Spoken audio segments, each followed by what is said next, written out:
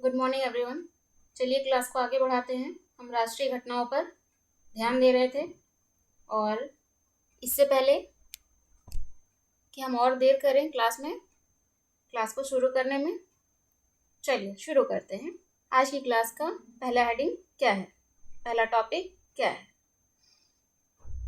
भारत का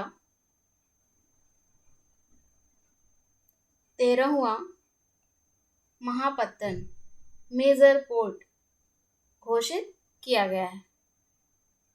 ठीक है, किसे? कौन सा? 13वां। इससे पहले 12 हैं। किसे घोषित किया गया है? गलाथिया की खाड़ी, गलाथिया की खाड़ी पत्तन।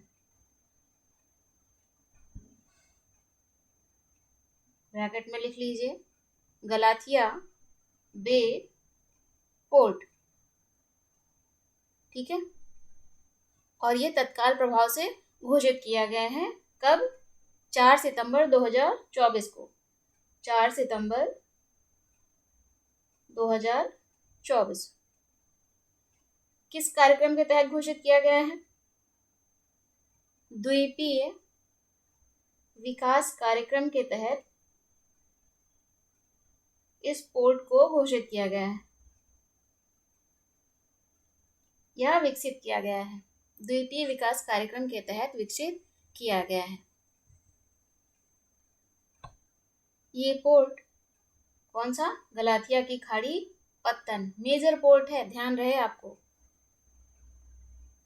East west world shipping corridor के निकट स्थित है। ये जो 13वां पोर्ट घोषित किया गया है केंद्र सरकार के द्वारा, ये ईस्ट वेस्ट वर्ल्ड शिपिंग जानते हैं ना, पानी का जहाज जो समुद्र में चलते हैं, सामान का क्या करते हैं? आवागमन होता है, परिवहन करते हैं, है ना, एक देश से दूसरे देश ले जाते हैं और लाते हैं, तो वो है शिपिंग कॉरिडोर, पानी का रास्ता। ठीक है, आप इसे कहेंगे समुद्री व्यापारी मार्ग, समुद्री व्यापारी मार्ग। ठीक है,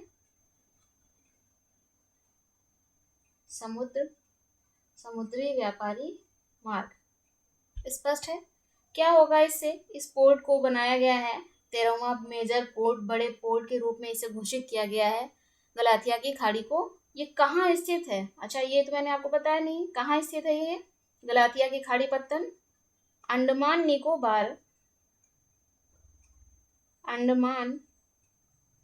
निकोबार द्वीप समूह में है।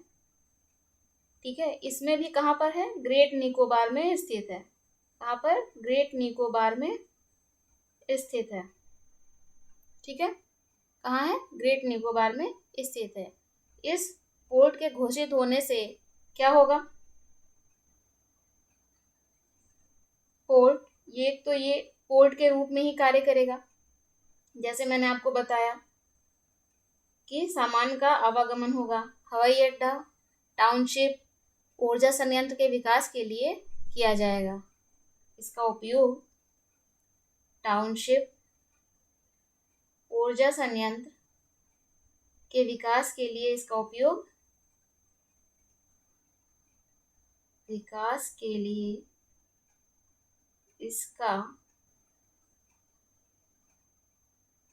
किया जाएगा। ठीक है, आगे बढ़े। इससे क्या होगा? इस पोर्ट के घोषित होने से व्यापार को बढ़ावा मिलेगा, है ना, क्योंकि आपने जाना east west world shipping corridor के निकट स्थित है, तो इससे हमारा व्यापार क्या होगा? भारत का व्यापार बढ़ेगा। चलिए, इससे पहले जितने 12 मेजर पोर्ट हैं, बड़े पत्तन हैं, जो केंद्र सरकार के अधीन होते हैं, ठीक है, वो कौन कौन से हैं एक बार देख लेते हैं यहीं पर, ताकि आपको कहीं अलग से उसकी लिस्ट लेने की आवश्यकता ना पड़े। चलिए, मैं एक एक करके नाम लिख रही हूँ। श्यामा प्रसाद मुखर्जी पत्तन पोर्ट कहाँ है? Kolkata. Kolkata. Next, Paradip port. Paradip port कहाँ पर है? ओडिशा। विशाखापत्तनम। विशाखापत्तनम पोर्ट कहाँ पर है? आंध्र प्रदेश। कहाँ है? आंध्र प्रदेश।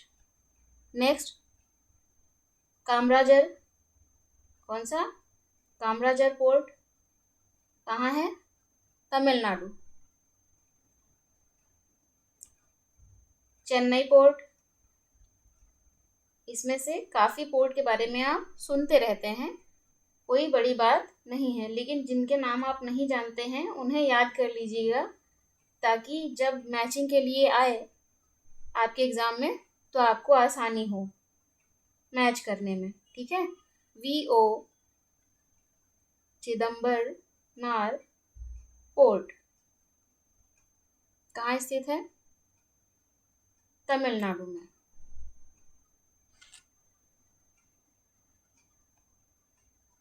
दीनदयाल पोर्ट कहाँ स्थित है? गुजरात में। नेक्स्ट, मुंबई पोर्ट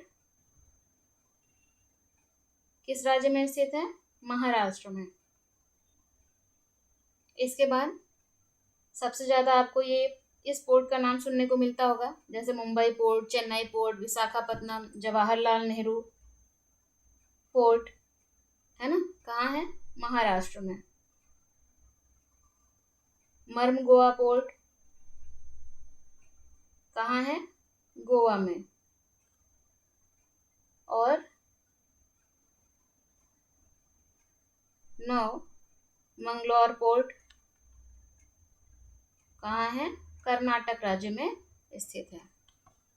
और लास्ट, कोचीन पोर्ट, कोचीन पत्तन कहाँ स्थित है? केरल में। केरल के कोच्चि में स्थित है। और जो अभी रिसेंट में घोषित हुआ है, गलाथिया की खाड़ी पत्तन, ये घोषित हुआ है ना, कहाँ स्थित है? ग्रेट निकोबार में है। और ग्रेट निकोबार कहाँ है? अंडमान निकोबार द्वीप समूह में स्थित है। ठीक है, दक्षिणी भाग है अंडमान निकोबार द्वीप समूह का। ओके, चलिए अगले टॉपिक की ओर बढ़ते हैं। क्या है अगला टॉपिक? अगला टॉपिक है एक राष्ट्र एक चुनाव के प्रस्ताव को मंजूरी। एक राष्ट्र एक चुनाव के प्रस्ताव को क्या मिल गई है? मंजूरी मिल गई है। ठीक है, तो सबसे पहले जानते हैं, प्रस्ताव को तो मंजूरी मिल गई है, लेकिन एक राष्ट्र एक चुनाव क्या है ना? प्रस्ताव को मंजूरी मिली है कब? केंद्रीय मंत्रिमंडल ने मंजूरी दी है। कब दी है?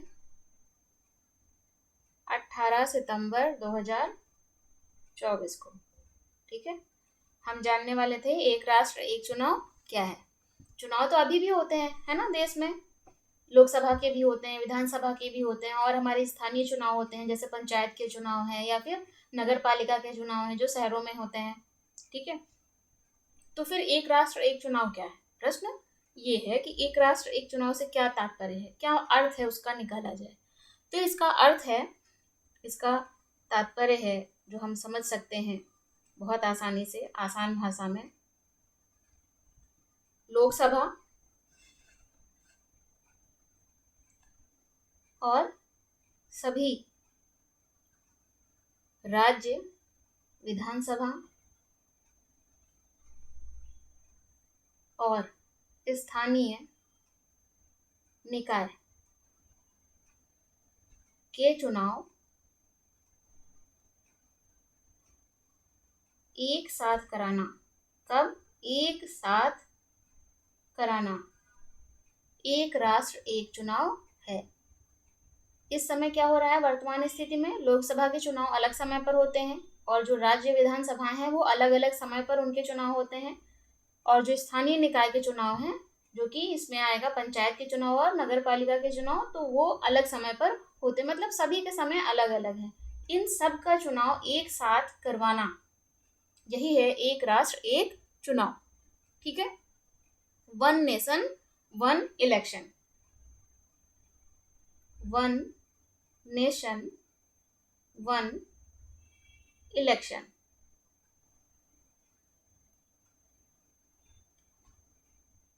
ये जो वन नेशन वन इलेक्शन की बात की जा रही है, क्या ये पहली बार किया जा रहा है, इसकी मांग की जा रही है? नहीं, नहीं ना। हाँ, क्यों? क्योंकि पहले जब देश आजाद हुआ तो 1951 से वर्ष 1967 तक, इस समय अवधि तक लोकसभा और राज्य विधानसभा, किसके? राज्य विधानसभा, राज्य विधानसभाओं के चुनाव अधिकांशतः क्या होते थे? एक साथ होते थे। अधिकांशतः एक साथ कराए जाते थे, है ना। इसके बाद 1967 के बाद क्या हुआ? चक्र टूट गया। एक साथ चुनाव कराने का जो चक्र था वो टूट गया। क्या हुआ? 1967 के बाद एक साथ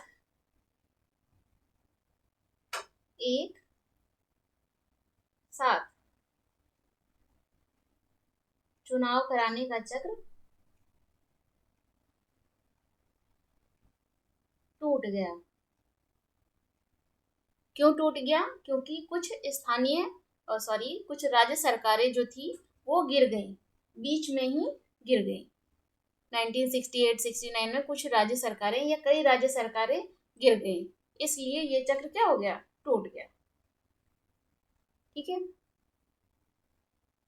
एक साथ चुनाव होने से क्या होगा कि बचत बहुत होती है। जैसे कि सबसे पहले तो समय की बचत हो जाएगी, है ना। और अलग अलग स्टेट में, अलग अलग राज्यों में अलग अलग लॉ एंड ऑर्डर है, उसे मेंटेन करना पड़ता है। इसके अतिरिक्त जो सबसे ज्यादा खर्च हो जाता है वो है धन। अलग अलग समय पर चुनाव कराने में बहुत अधिक धन खर्च हो जाता है। यदि एक ही दिन चुनाव करा लिया जाए तो क्या होगा? धन खर्च बहुत कम होगा, और जब कम होगा तो पैसा क्या हो जाएगा? धन बचेगा, और बचेगा तो वापस कहाँ पहुंचेगा? आम पब्लिक के बीच, आम जनता के बीच, या उनके लिए उस पैसे का क्या किया जाएगा? उपयोग किया जाएगा। ठीक है, चलिए, तो ये चक्र टूट गया। क्यों टूट गया ये आपने जान लिया। तो ये जो वन नेशन वन इलेक्शन है, इसके लिए एक उच्च स्तरीय समिति गठित की गई। उच्च स्तरीय समिति गठित की गई, जिसके अध्यक्ष थे पूर्व राष्ट्रपति रामनाथ कोविंद। ये क्या थे? इस उच्च स्तरीय समिति के अध्यक्ष थे। ठीक है, ये अध्यक्ष थे। इनकी अध्यक्षता में, राष्ट्रपति रामनाथ कोविंद जी की अध्यक्षता में 14 मार्च 2024 को रिपोर्ट सौंपी गई। इस टॉपिक से जुड़ी हुई। कौन सा टॉपिक है? वन नेशन वन इलेक्शन के लिए एक उच्च स्तरीय समिति गठित की गई थी कि इसे कैसे लागू किया जाए, क्या क्या संभावनाएं हैं, क्या क्या बदलाव करने होंगे। तो ये सब बातें इसमें शामिल हैं। इस डेट को रिपोर्ट सौंपी गई। ठीक है, ये जो समिति वन नेशन वन इलेक्शन के लिए समिति बनी है, ये भी पहली बार नहीं है, इससे पहले भी समितियां बन चुकी हैं। ठीक है, जैसे 1983 में एक साथ चुनाव कराने का विचार आया था, है ना। इलेक्शन कमीशन की जो वार्षिक रिपोर्ट होती है उसमें विचार दिया गया। इसके बाद जस्टिस बीपी जीवन रेड्डी जी हैं, जिनकी अध्यक्षता में विधि आयोग ने भी 1999 में कहा था कि ये जो हर साल इलेक्शन करवाए जाते हैं इसकी प्रथा को क्या किया जाए, खत्म किया जाए। और इसके बाद 2015 में भी एक संसदीय स्थायी कमेटी बनी, उसने भी इस बात पर ध्यान दिया और उसके बाद उच्च स्तरीय समिति गठित हुई रामनाथ कोविंद जी की अध्यक्षता में और उन्होंने रिपोर्ट सौंपी 14 मार्च 2024 को। ठीक है, जिसने और इस रिपोर्ट की मंजूरी मिल गई, केंद्रीय मंत्रिमंडल ने इस रिपोर्ट को मान लिया है। ठीक है, जिस पर हम अभी पढ़ रहे हैं, जिसके कारण ही हम इसे पढ़ रहे हैं। क्या कहा है कि अमेंड करने की, संविधान में संशोधन करने की जरूरत पड़ेगी, है ना, संविधान में संशोधन तो करना पड़ेगा। चलिए, लगभग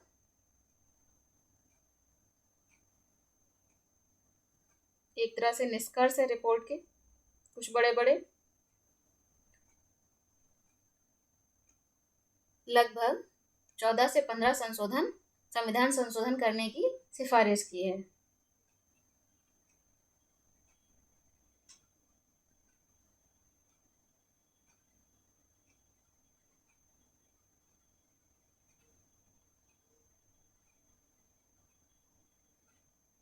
आप इस तरह से 14-15 मत करिए, ऐसे कर लीजिए। लगभग 15 संशोधन करने की सिफारिश की है इस कमेटी ने। ठीक है, और साथ ही कहा है कि ये जो चुनाव होंगे, लोकसभा, राज्य विधानसभा और स्थानीय निकाय के, ये चुनाव, इनके चुनाव 2 चरणों में करवाए जाएंगे। 2 चरणों में चुनाव होंगे। ठीक है, 2 चरणों में, 2 चरणों में होंगे। तो पहले चरण में क्या है, पहले चरण में चुनाव होगा, प्रथम चरण में लोकसभा और सभी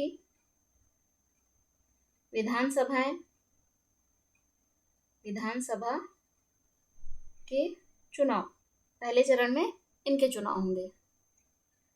ठीक है, ये जो पहले चरण के चुनाव हैं, इनके लिए भी क्या करना होगा, संशोधन करना पड़ेगा और इनके संशोधन को पारित करने के लिए राज्यों के अप्रूवल की जरूरत नहीं होगी।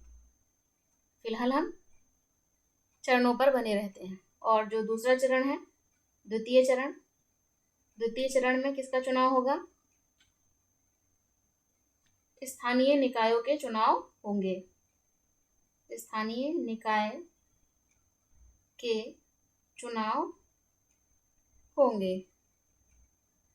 ठीक है, ब्रैकेट में लिखिए, प्रथम चरण के 100 दिनों के अंदर, या फिर ये जो प्रथम चरण का चुनाव हुआ है उसके 100 दिनों के अंदर, या आप ऐसे लिख लीजिए, लोकसभा और स्टेट लेजिस्लेटिव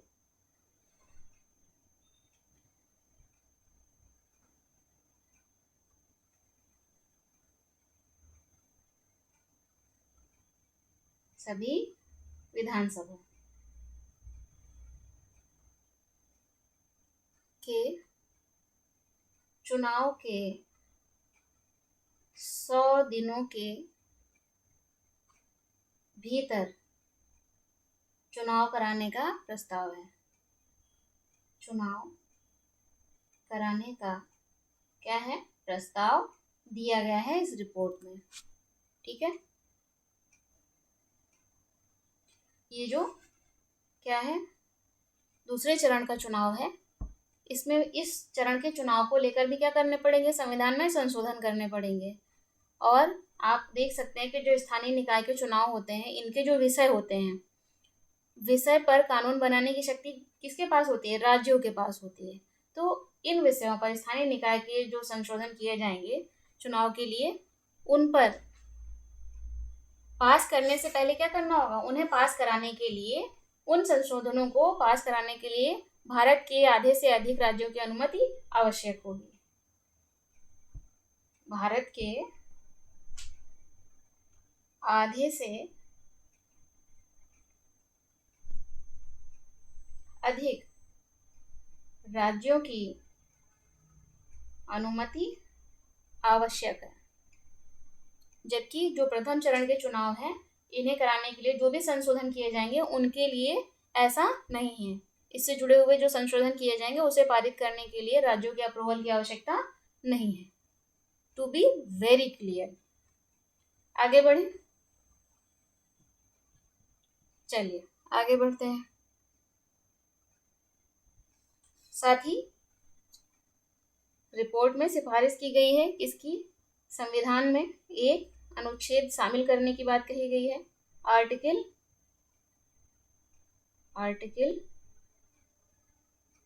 82A शामिल किया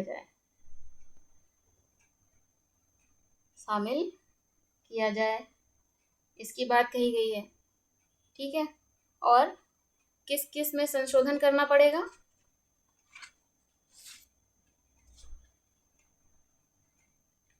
संविधान में संशोधन किस किस आर्टिकल में करना होगा ये भी पता होना चाहिए ना। आर्टिकल 325 कुछ जान लेते हैं। आर्टिकल 327, आर्टिकल 324A, ये चुनाव आयोग से जुड़े हुए आर्टिकल हैं। में संशोधन करने की बात की है। और ऐसा कभी होता है जैसे लोकसभा या राज्य विधानसभा के जो चुनाव जैसे एक साथ करवा लिए गए, लेकिन फिर भी बीच में ही लोकसभा या कोई भी राज्य विधानसभा भंग हो जाए, बीच में क्या हो जाए, भंग हो जाए। ऐसे में क्या होगा, जो भी नई लोकसभा या राज्य विधानसभा बनेगी, ठीक है, राज्यों में राज्य विधानसभा होती है, तो वो जो बचा हुआ समय है, 5 साल का समय होता है कार्यकाल, तो बचा हुआ समय मान लेते हैं कि पहली लोकसभा जो बनी थी भंग होने से पहले उसने 3 साल पूरे कर लिए। कितने? 3 साल, और उसके बाद भंग हो गई, या 2.5 साल पूरे कर लिए। तो जो नई लोकसभा बनी वो बाकी बचे हुए जो 5 में से 2.5 साल बचे हुए हैं उसके लिए काम करेगी, इन 2.5 वर्षों के लिए ही कार्य करेगी। ठीक है, और जैसे ही 2.5 वर्ष पूरे हो जाएंगे तो सामान्य स्थिति की तरह फिर से वो भंग हो जाएगी और फिर से एक साथ चुनाव करा लिए जाएंगे। इसके अतिरिक्त आर्टिकल 83, 172 ये कार्यकाल से जुड़े हुए हैं। 5 वर्ष का कार्यकाल क्या है, निर्धारित है। या फिर ऐसी कोई स्थिति बन जाती है जिसमें त्रिशंकु की सरकार हो या फिर अविश्वास प्रस्ताव आ जाए, इसमें संशोधन करना है। क्या है ये? संशोधन करने की सिफारिश की है इन आर्टिकल्स में।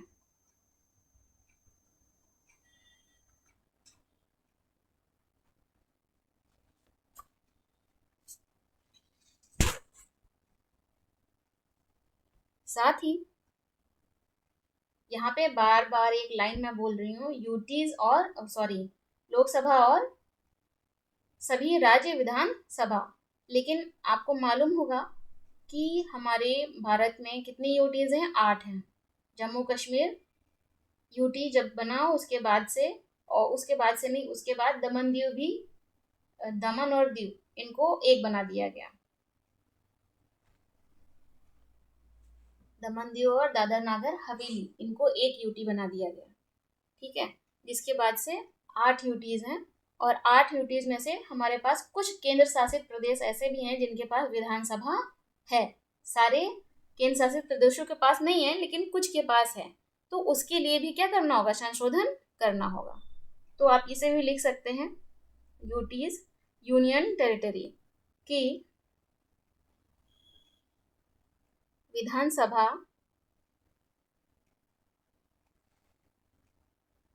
में, विधानसभा से संबंधित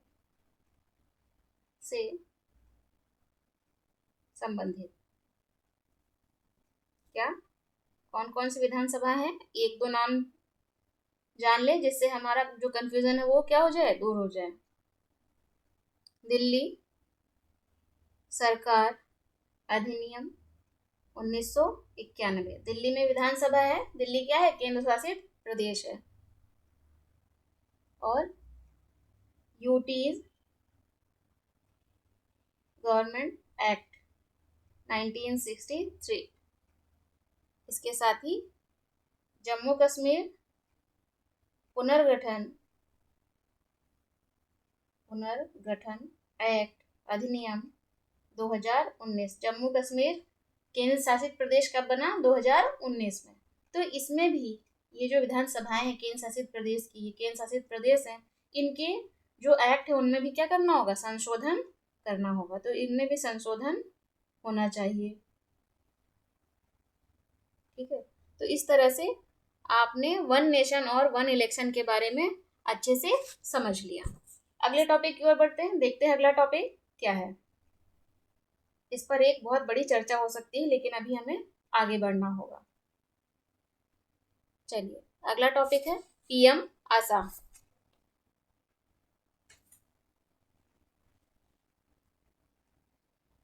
पीएम आशा,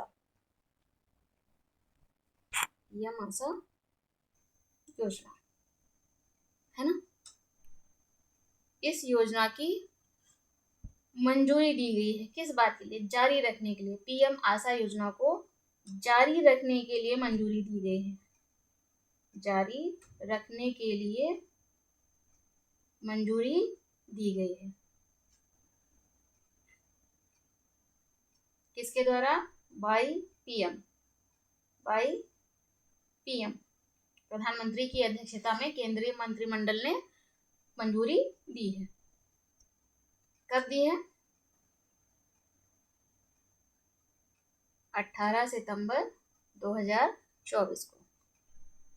ठीक है, पीएम आशा के बारे में कुछ जान लें।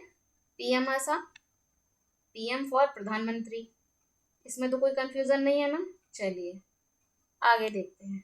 आशा अन्नदाता आय संरक्षण योजना, अभियान, योजना नहीं अभियान। ठीक है, हेडिंग में भी आप करेक्ट कर लीजिए।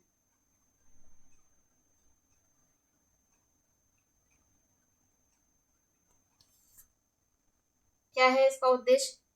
ये जो अन्नदाता आय संरक्षण अभियान है, इसका उद्देश्य क्या है? उद्देश्य से पहले जान ले इसकी शुरुआत कब हुई थी, है ना। कब शुरू हुई थी इस अभियान की? शुरुआत हुई थी सितंबर 2018 में इसकी शुरुआत हुई थी। 2018 में। ये एक अम्ब्रेला योजना है। अम्ब्रेला योजना क्या होती है? जिसके अंतर्गत कई सारी योजनाएं चलती हैं। उद्देश्य क्या है इसका?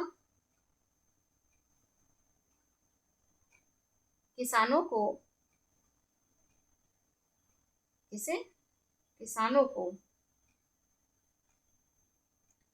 न्यूनतम समर्थन मूल्य की गारंटी देना।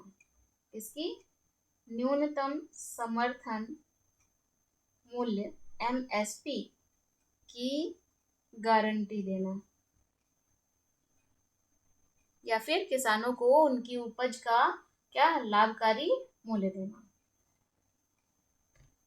किसानों को उनकी उपज का लाभकारी मूल्य देना, ये उद्देश्य है। मूल्य प्रदान करना।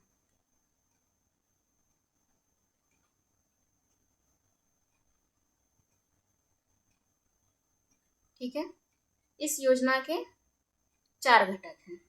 कितने? 4 मुख्य घटक हैं। मुख्य घटक है। सबसे पहले मूल्य समर्थन योजना। मूल्य समर्थन योजना, प्राइस सपोर्ट स्कीम। इंग्लिश में क्या नाम है? Price support scheme.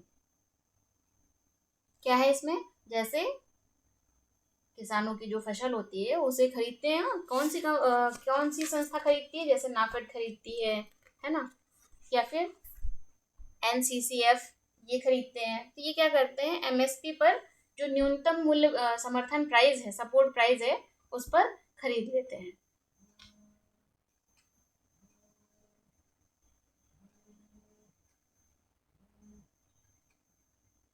ठीक है, अगला देखें, मूल्य स्थिरीकरण कोष, एमएसपी सरकार हर वर्ष घोषित करती है ना, रबी की फसल पर अलग और खरीफ की फसल पर अलग।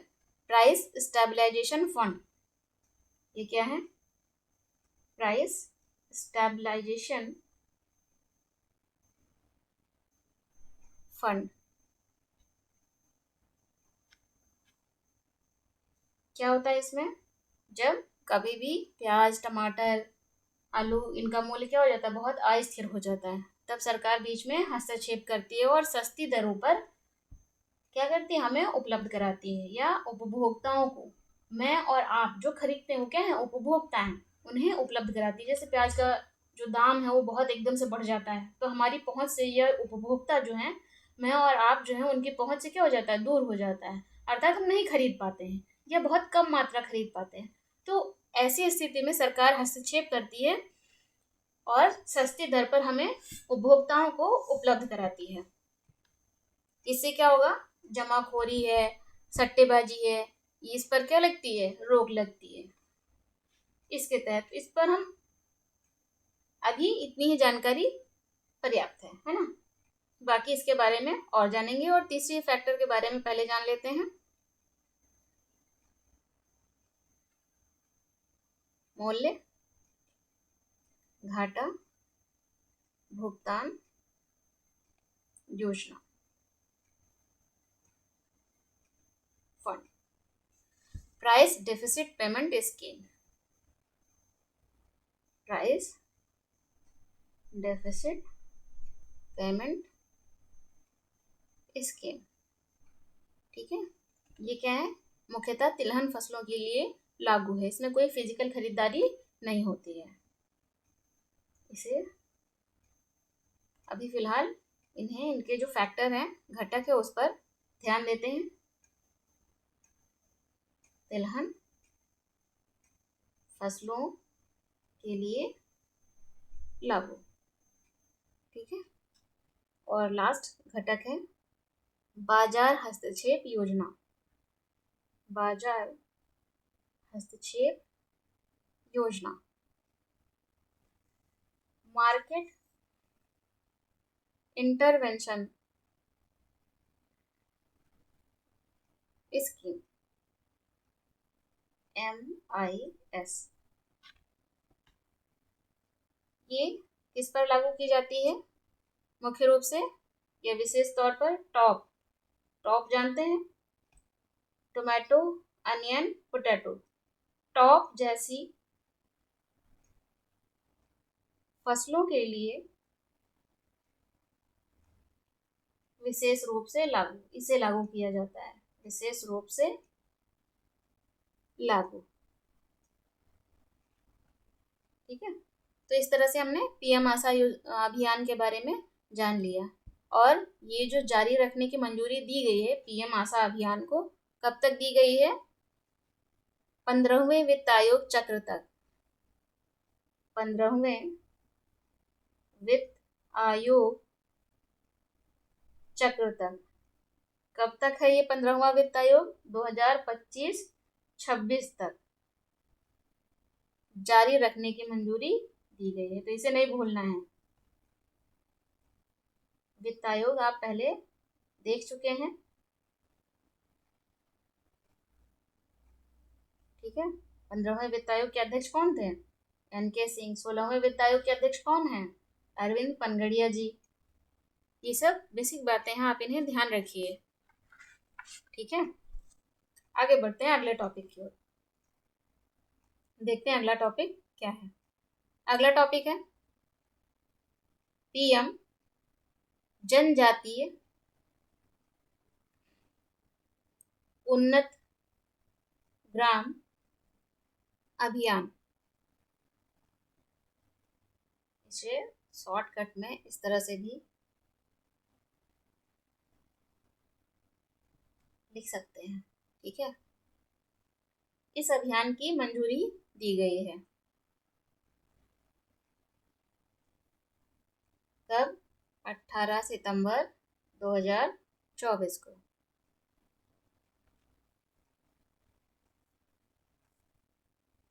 क्या है इस अभियान का लक्ष्य? इस अभियान का लक्ष्य है 63,000 जनजातीय बहुल गांव या अधिकता वाले गांव जहां पर जनजातीय लोग ज्यादा रहते हैं और 5 करोड़ से अधिक, इससे 5 करोड़ से अधिक जनजातीय लोगों के जीवन स्तर में क्या करना, सुधारना, जीवन स्तर को सुधारना, या फिर कम शब्दों में आप कह सकते हैं जो जनजातीय लोग हैं उनके सामाजिक आर्थिक स्थिति में सुधार करना। क्या करना है, सुधार करना है। लिख लीजिए ये भी आप, सामाजिक आर्थिक स्थिति में सुधार करना, है ना। यदि सामाजिक आर्थिक स्थिति में सुधार करना है तो कैसे करेंगे सामाजिक आर्थिक स्थिति में सुधार? सुधार कुछ इस तरह से होगा ना। क्या उपलब्ध कराना होगा वहां पर जनजातीय क्षेत्र में? स्वास्थ्य बेहतर हो, स्वास्थ्य है, शिक्षा दी जाए उन्हें, है ना। आजीविका के स्रोत दिए जाएं, उपलब्ध कराए जाएं या बनाए जाएं, जैसा भी हो कर सकते हैं वहां की स्थिति के अनुसार। और डिजिटल सशक्त किया जाए। क्या किया जाए? डिजिटल सशक्त किया जाए। इसके अतिरिक्त उन क्षेत्रों का, जो जनजातीय क्षेत्र हैं, उन क्षेत्रों का में बुनियादी ढांचा बनाया जाए, है ना। स्वास्थ्य के स्तर पर अगर देखें, थोड़ा सा हम इसे, ज्यादा नहीं, बस थोड़ी सी इसके बारे में जान लेते हैं। स्वास्थ्य के स्तर पर प्राइमरी हेल्थ सेंटर बनाए जाए, है ना। अगर हमें वहां बदलना है कुछ, कहाँ पर, जनजातीय बहुल गांव और 5 करोड़ से अधिक जनजातीय लोगों के जीवन स्तर में कोई सुधार करना है तो हमें ये काम करना होगा। हमें से मतलब केंद्र सरकार या सरकार ये कार्य करेगी, है ना। साथ ही जनजातीय लोगों में आपने देखा होगा एक सिकल सेल रोग बहुत देखा गया है, तो उसके लिए एक केंद्र बनाया जाए।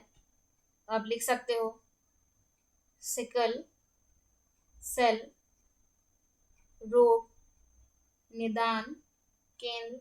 इसके बारे में और जानकारी एकत्रित करिएगा सिकल सेल के बारे में, क्योंकि इससे क्या है, कई प्रश्न पूछे गए और इसे कब तक हम खत्म करने वाले, कब तक भारत सरकार खत्म करने वाली है, पूरी तरह से एलिमिनेट करने का टारगेट हमने रखा है, वो भी आप जानकारी प्राप्त करिएगा, ठीक है। साथ ही बात करें आजीविका की, आजीविका बनाने के लिए वहाँ के जो जनजातीय लोग हैं उनके जीवन को बेहतर करने के लिए आजीविका, पैसे कमाने का कोई जरिया तो होना चाहिए ना, उसके लिए उन्हें कौशल भारत मिशन में शामिल करें, अर्थात स्किल उन्हें दी जाए तो वो आजीविका उन्हें आसानी से प्राप्त हो जाएगी, रोजगार प्राप्त हो जाएगा, ठीक है। डिजिटल सशक्त कैसे करें? डिजिटल सशक्त करने के लिए हाई स्पीड इंटरनेट वहां तक पहुंचाया जाए, high speed internet, mobile network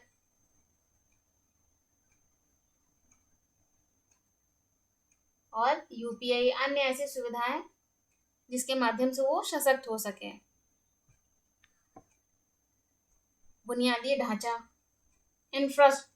infrastructure, ये किसी भी स्थान के विकास के लिए बहुत ही महत्वपूर्ण है। जैसे इसके अंतर्गत क्या क्या कर सकते हैं उस क्षेत्र में? सड़क निर्माण, ठीक है, विद्युत, स्वच्छ पानी, एलपीजी, ये सब वहाँ के जो जनजातीय लोग हैं, जनजातीय उन्नत ग्राम के अंतर्गत जहाँ कहीं भी जनजातीय लोग हैं उनके जीवन को बेहतर बनाएगा। इस तरह से जो सुविधाएं इसके तहत दी जाएंगी। ये जो कार्यक्रम है ये 17 मंत्रालय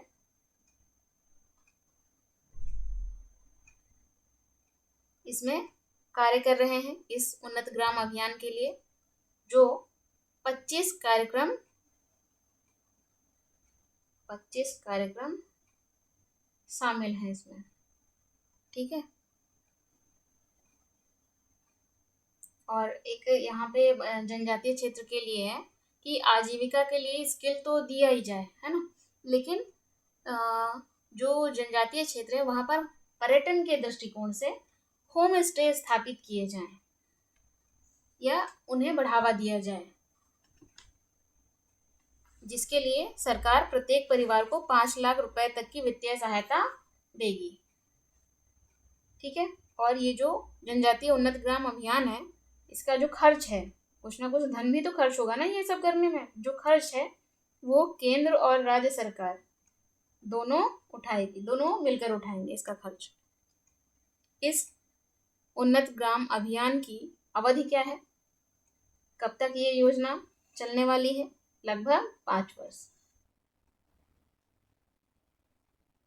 ठीक है। चलिए अगले टॉपिक की ओर बढ़ते हैं, देखते हैं अगला टॉपिक क्या है।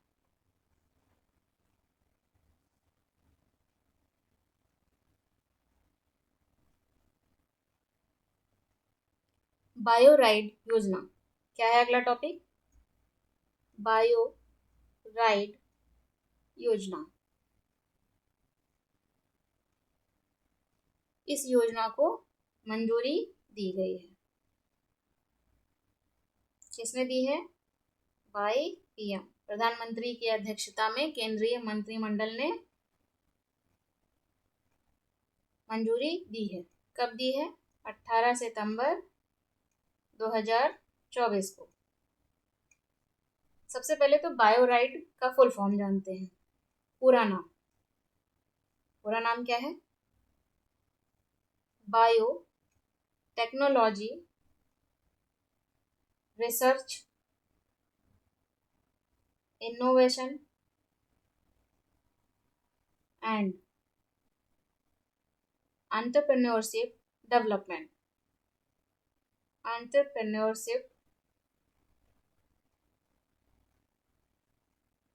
डेवलपमेंट।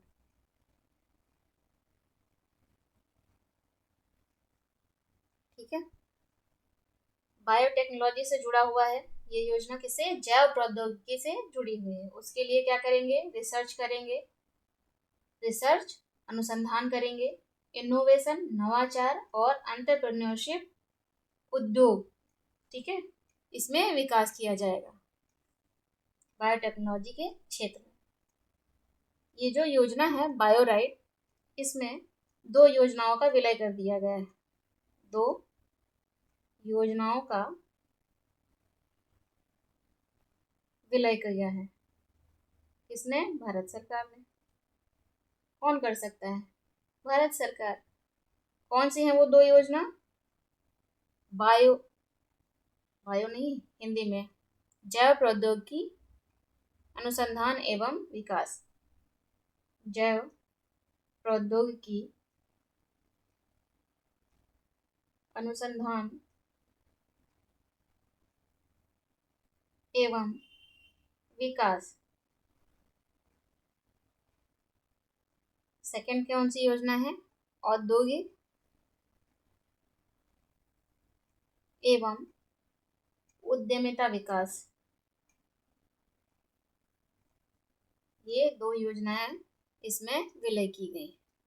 तो जो बायो राइड योजना है, इसकी मंजूरी केंद्र सरकार ने दी है ना, पीएम जी की अध्यक्षता में केंद्रीय मंत्रिमंडल ने दी है। इसका उद्देश्य क्या है? इसका उद्देश्य है इस योजना का, आपने अभी जाना, नवाचार को, इनोवेशन को प्रोत्साहन देना। किस क्षेत्र में? बायोटेक्नोलॉजी के क्षेत्र में। और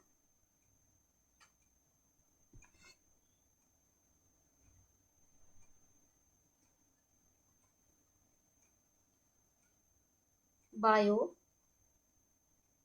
एंटरप्रेन्योरशिप को समर्थन देना। बायो उद्योग को, जैव प्रौद्योगिकी उद्योग को समर्थन देना।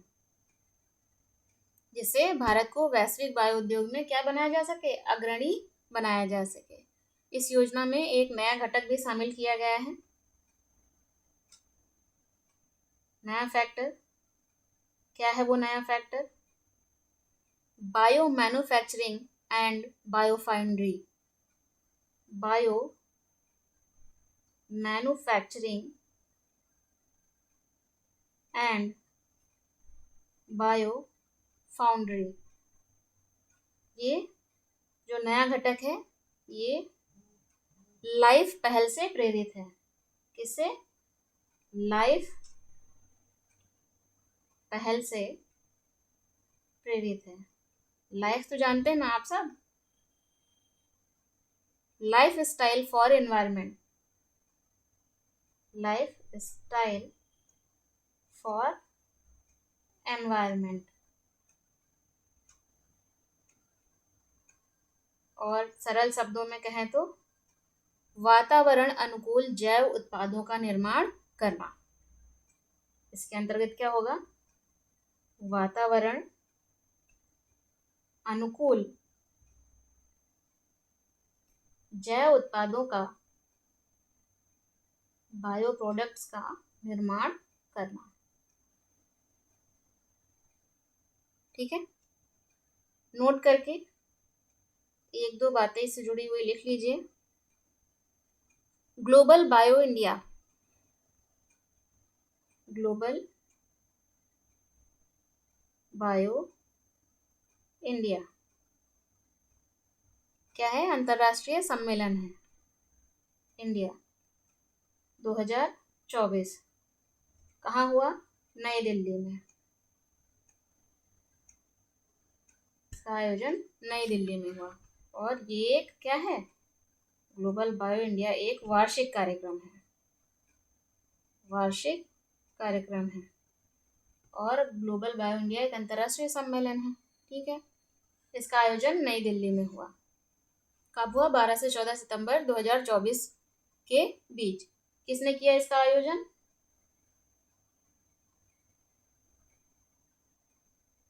आयोजन किसके द्वारा हुआ? BIRAC द्वारा। ठीक है, जो जैव प्रौद्योगिकी विभाग के अधीन क्या है? एक सार्वजनिक उद्यम है। BIRAC इसका फुल फॉर्म जानते हैं आप? नहीं जानते हैं तो याद कर लीजिए और लिख भी लीजिए, क्योंकि ये अक्सर एग्जाम में पूछा जाता है। कुछ नहीं तो आपसे फुल फॉर्म ही पूछ लेंगे। Biotechnology industry research assistance council, assistance council.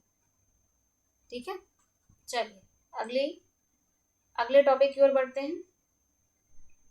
देखते हैं अगला टॉपिक क्या है।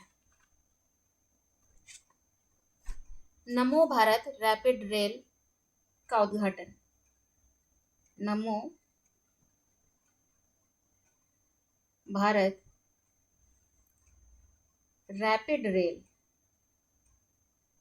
का उद्घाटन। इसका उद्घाटन किया गया। कब किया गया? 16 सितंबर 2024 को। कहाँ पर? गुजरात में।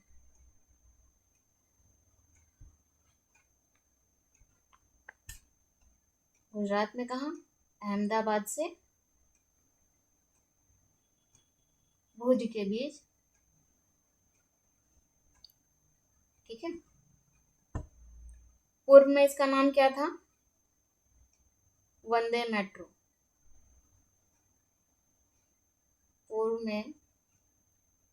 पूर्व में नाम था क्या?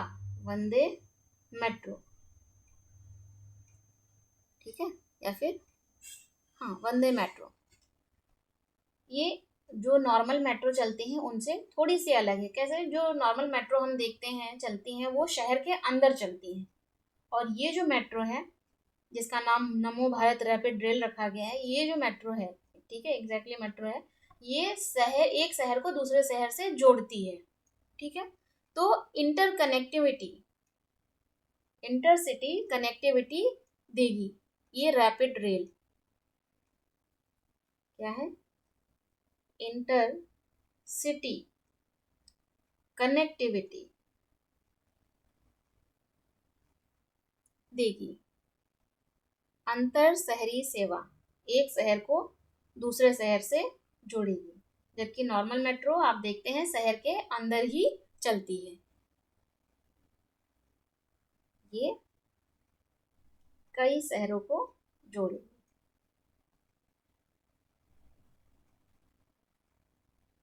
ठीक है। मेक इन इंडिया कार्यक्रम के तहत विकसित किया जा रहा है पहली Vande Bharat express train. Note करके लिख लीजिए, पहली वंदे भारत एक्सप्रेस ट्रेन।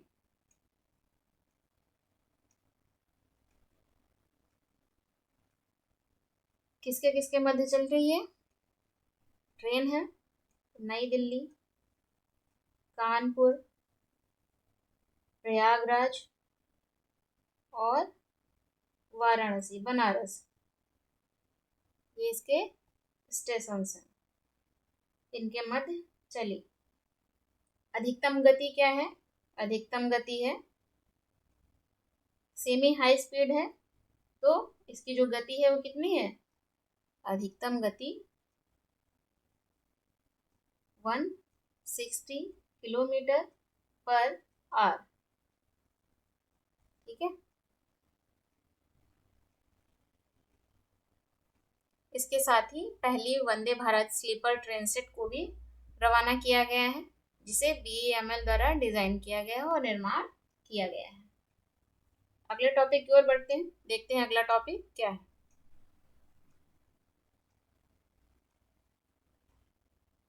ये जो नमो भारत रैपिड रेल ट्रेन है, क्या है? भारत की पहली वंदे मेट्रो ट्रेन है। ठीक है। अगला टॉपिक है मिशन मौसम।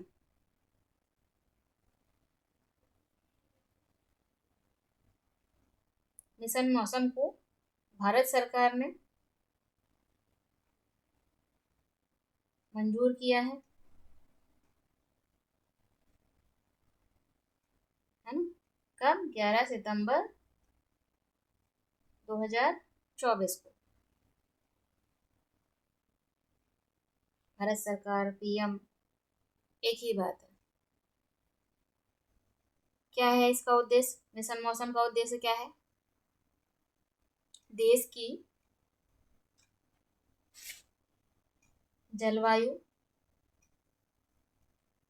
मौसम, देश की जो जलवायु है और जो मौसम है उसका जो पूर्वानुमान हम लगाते हैं, उस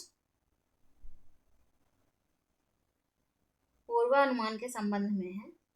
जो पूर्वानुमान लगाया जाता है उस पूर्वानुमान की क्षमताओं को और बेहतर करना। यदि हम पूर्वानुमान और बेहतर लगा पाएंगे जलवायु का, मौसम का, तो इससे क्या होगा? और भी अच्छा होगा। किसके लिए अच्छा होगा? बहुत सारी चीजें हैं जो अच्छी होंगी उससे। जैसे फसल के लिए बहुत अच्छा होगा, कब फसल लगानी है, कौन सी लगानी चाहिए, बारिश होने वाली है, नहीं होने वाली है, सूखा पड़ने वाला है, बाढ़ आने वाली है। अगर ये इसकी जानकारी हमें पहले मिल जाए तो क्या होगा? हम सतर्क हो जाएंगे। चलिए, ये जो मिशन मौसम है इसे 3 प्रमुख संस्थाओं द्वारा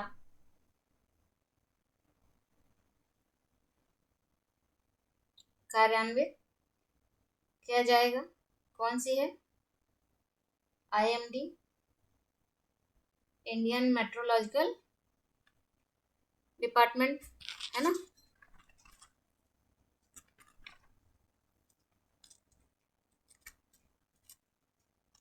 इंडिया मेट्रोलॉजिकल डिपार्टमेंट। और है IITM, कहाँ स्थित है? पुणे में। फुल फॉर्म क्या है? Indian institute of tropical metrology.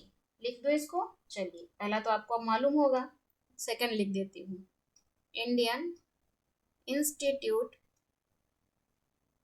Of tropical metrology.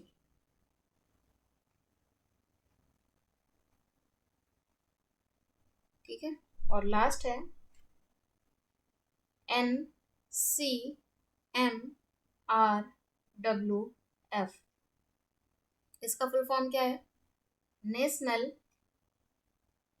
Centre for medium range, centre for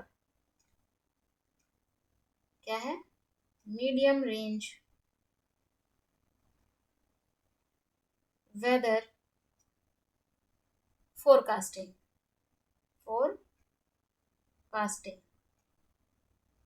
कहाँ स्थित है ये? नोएडा में। और ये जो मिशन मौसम है ये 2 वर्षों के लिए है। इसे शुरू किया गया ना, मिशन मौसम को 2 वर्षों के लिए इसे शुरू किया गया है।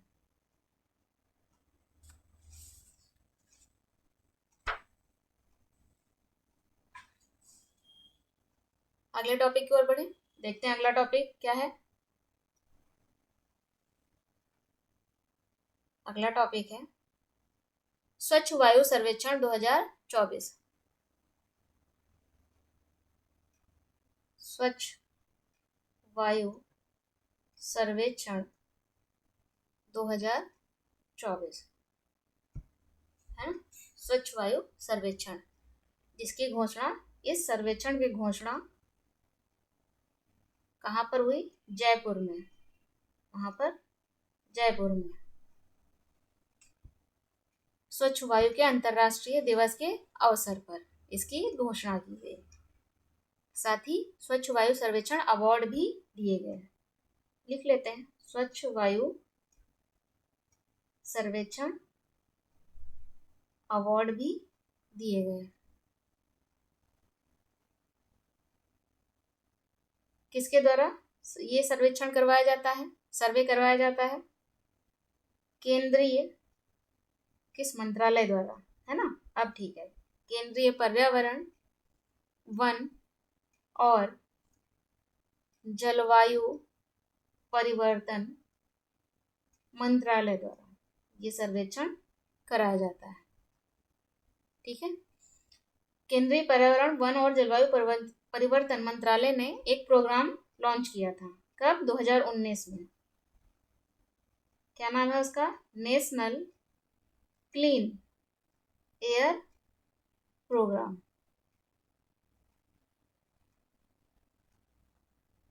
ठीक है, और इस सर्वेक्षण में 130 शहरों को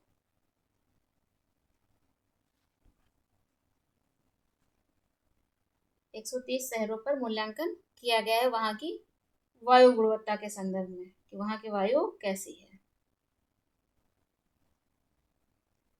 और वायु गुणवत्ता को चेक करके उनकी रैंकिंग की जाती है, रैंकिंग की जाती है। और ये रैंकिंग 3 प्रकार से है। कैसे? श्रेणी 1, श्रेणी 2 और श्रेणी 3।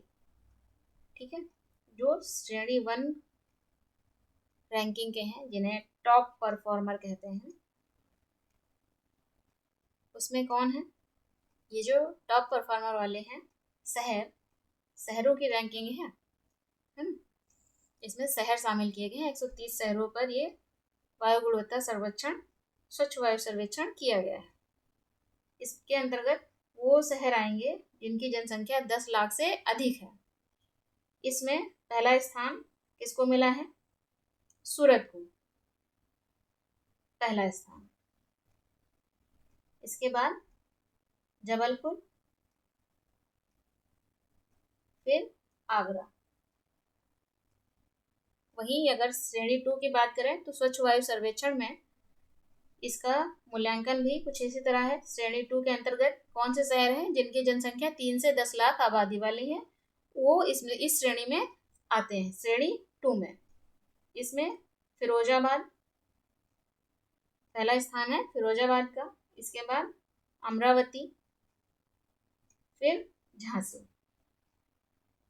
और बात करें स्वच्छ वायु सर्वेक्षण के श्रेणी 3 के बारे में, तो ये श्रेणी जो 3 डिसाइड की गई है जनसंख्या के आधार पर फिर से है।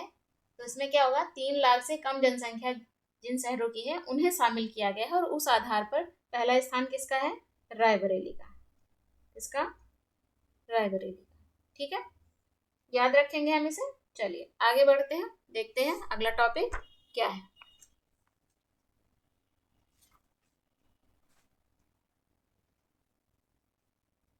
अगला टॉपिक है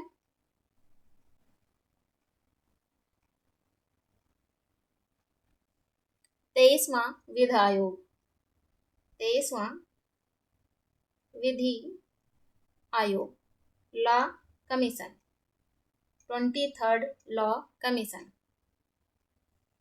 जिसके 23वें विधि आयोग के गठन का नोटिफिकेशन या अधिसूचना जारी की गई है।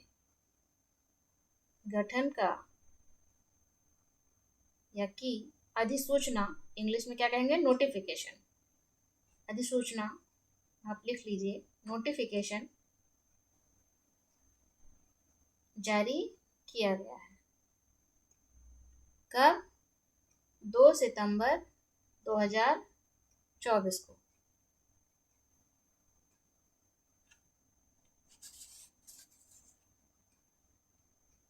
ठीक है, विधि आयोग लॉ कमीशन कितने समय के लिए बना है, 3 वर्ष के लिए, 3 वर्ष की अवधि के लिए, सितंबर 2024 से अगस्त 2027 तक के लिए, जिसके अध्यक्ष होंगे, अध्यक्ष कौन होगा इसका, दिनेश माहेश्वरी जी। क्या नाम है, दिनेश माहेश्वरी जी, जो सेवानिवृत्त न्यायाधीश है, सेवा निवृत्त रिटायर्ड न्यायाधीश है।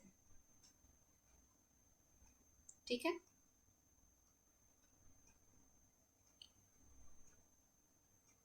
विधि आयोग, जो 22वां विधि आयोग था उसके अध्यक्ष कौन थे, ऋतुराज अवस्थी। चलिए 22वें से पहले जान लेते हैं पहला विधि आयोग कब बना था। ठीक है, नोट करके आप इसे नोट कर लीजिए, ये जानकारी भी उतनी ही महत्वपूर्ण है जितनी कि आप पहले जान चुके हैं विधि आयोग के बारे में। प्रथम विधि आयोग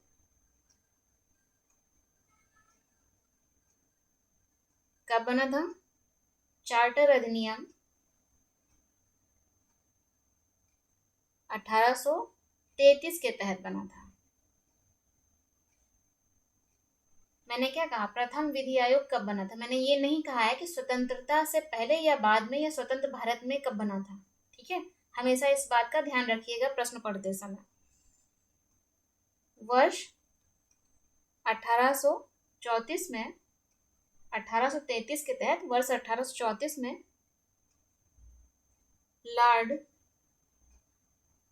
मैकाले की अध्यक्षता में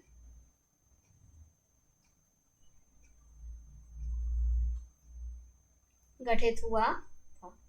ठीक है, अभी आगे मैं क्या कहने जा रही हूँ, स्वतंत्रता के बाद कब बना विधि आयोग, वर्ष 1955 में पहली बार विधि आयोग बना। पहले विधि लॉ कमीशन की स्थापना, ठीक है, जिसके अध्यक्ष कौन थे, अध्यक्ष थे पहले स्वतंत्रता के बाद जो विधि आयोग बना था उसके अध्यक्ष थे तत्कालीन, उस समय के, तत्कालीन से तात्पर्य उस समय के महान्यायवादी श्री एम सी शीतलवाड़, शीतलवाड़ ये पहले विधि आयोग के अध्यक्ष थे। ठीक है, अब तक कितने विधि आयोग गठित हो चुके हैं? अभी आपने जाना 23वां विधि आयोग गठित करने का नोटिफिकेशन जारी किया गया है, तो 23 गठित हो चुके हैं। ठीक है, जितने भी विधि आयोग गठित हुए हैं उन प्रत्येक का कार्यकाल कितना है? 3 वर्ष का है। प्रत्येक का कार्यकाल 3 वर्ष का है। क्या कार्य करता है ये विधि आयोग? कानूनी सुधारों के लिए सरकार को सलाह देता है, रिसर्च करता है, और जो भी सलाह सरकार के द्वारा ली जाए, ये जो भी विधेयक लाए जाते हैं उन पर, कानून से जुड़े हुए जो विषय होते हैं उन पर सलाह देना, मशवरा देना, ठीक है, ये सारे कार्य होते हैं।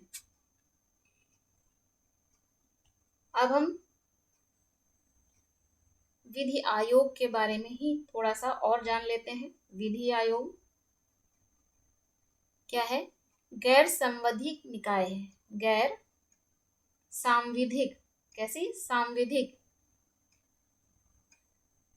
ये भी क्वेश्चन बहुत पूछे जाते हैं। नॉन स्टैट्यूटरी बॉडी है। जब स्टैट्यूटरी बॉडी कही जाती है कि कोई संस्था स्टैट्यूटरी बॉडी है, इसका मतलब वो कानून के द्वारा बनाई गई है। लेकिन यहाँ पर क्या है? नॉन लगा हुआ है, इसका मतलब वो किसी कानून के तहत नहीं बल्कि सरकारी आदेश या नीति निर्णय के तहत इसे बनाया गया है। ठीक है, और विधि आयोग क्या है? एक सलाहकार निकाय है, एडवाइजरी बॉडी है। ऐसी एडवाइजरी बॉडी है जो सलाह देने का कार्य करती है।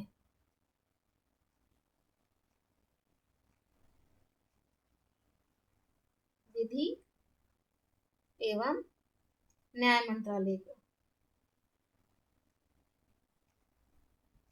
ठीक, अगले टॉपिक की ओर बढ़े, देखते हैं अगला टॉपिक क्या है। डिजिटल कृषि मिशन अगला टॉपिक है। डिजिटल कृषि मिशन। इस मिशन की मंजूरी केंद्र सरकार ने दी है, मंजूर कर लिया है इस मिशन को सरकार ने। कब? 2 सितंबर 2024 को। ये जो डिजिटल कृषि मिशन है, इसका क्या उद्देश्य है? उद्देश्य है एक मजबूत कृषि, फिर मिशन, फिर डिजिटल कृषि। कृषि में डिजिटल को शामिल करना है। ठीक है, इसका और अब अच्छे से समझेंगे हम, लेकिन इतना समझ में तो आ जाना चाहिए कि कृषि में, एग्रीकल्चर सेक्टर में डिजिटल को क्या करना है? ऐड ऑन करना है। ठीक है, यह डिजिटल के माध्यम से कृषि को और बेहतर बनाना है। तो एक मजबूत डिजिटल सार्वजनिक अवसंरचना, आप इंग्लिश में क्या कहेंगे इसे? Digital public infrastructure, DPI।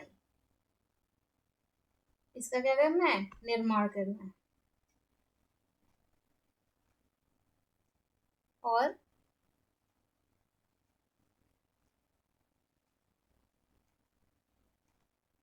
आधुनिक प्रौद्योगिकी, जो मॉडर्न टेक्नोलॉजी है,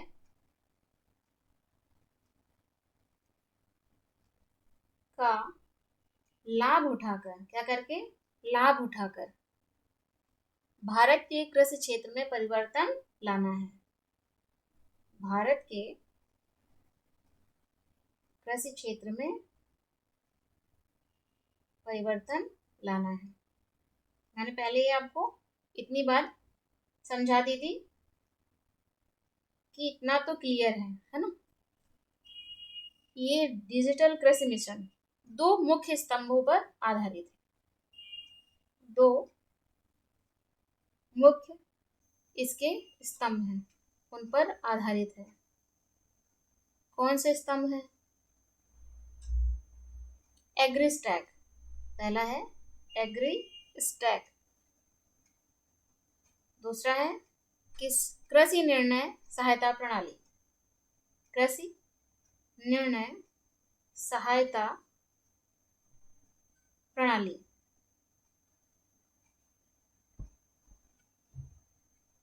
ठीक है।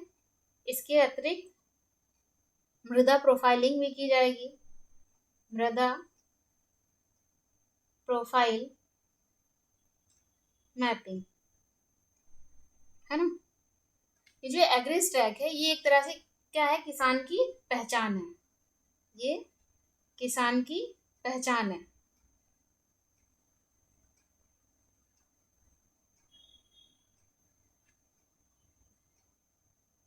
इसके भी 3 घटक हैं एग्री स्टैक के। कितने? 3 घटक हैं।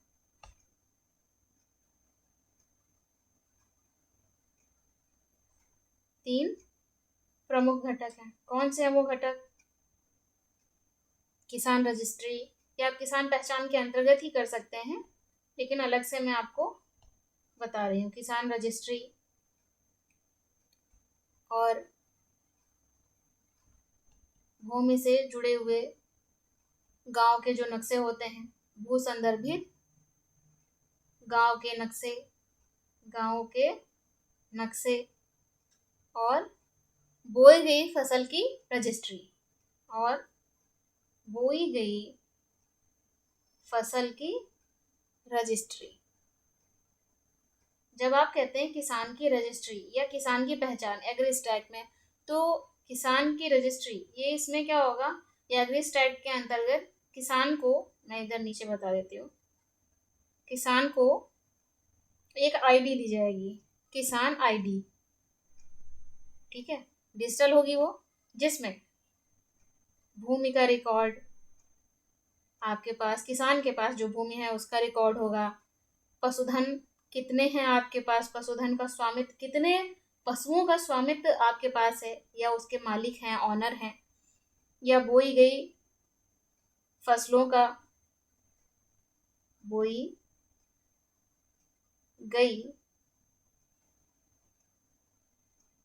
फसलों का उसमें क्या होगा, डिजिटल लेखा जोखा होगा, जनसांख्यिकीय विवरण होगा, पारिवारिक विवरण होगा। और आपको किसान को जो भी योजना के माध्यम से कोई लाभ मिल रहा होगा वो भी क्या होगा, किसान आईडी में मिल जाएगा। ये सब जोड़ा जाएगा, देखने को मिलेगा जो आपके पास आईडी होगी। डिजिटल, ये जो डिजिटल कृषि मिशन है इसमें डिजिटल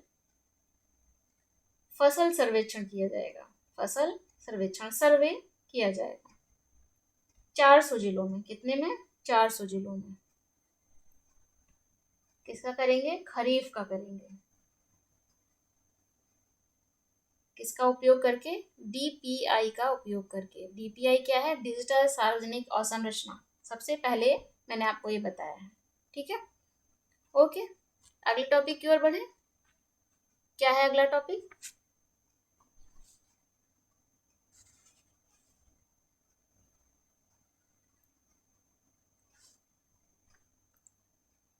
सर्वोच्च न्यायालय का ध्वज और प्रतीक चिन्ह।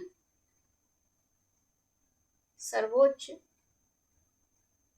न्यायालय का ध्वज और प्रतीक चिन्ह। ठीक है, ये टॉपिक है। तो सर्वोच्च न्यायालय का जो ध्वज है और जो उसका प्रतीक चिन्ह है उसका क्या किया गया है? अनावरण किया गया है। ठीक है, नया प्रतीक चिन्ह, नया ध्वज। कब? 1 सितंबर 2024 को। किसने किया? बाई राष्ट्रपति। ठीक है, जो ध्वज है, सर्वोच्च न्यायालय का जो ध्वज है उसका रंग कैसा है? नीले रंग का है। और संविधान के खुले हुए पन्नों से, कैसे? खुले हुए पन्नों से सर्वोच्च न्यायालय, सर्वोच्च सुप्रीम कोर्ट, सर्वोच्च न्यायालय के गोलाकार भवन को, कैसा, गोलाकार भवन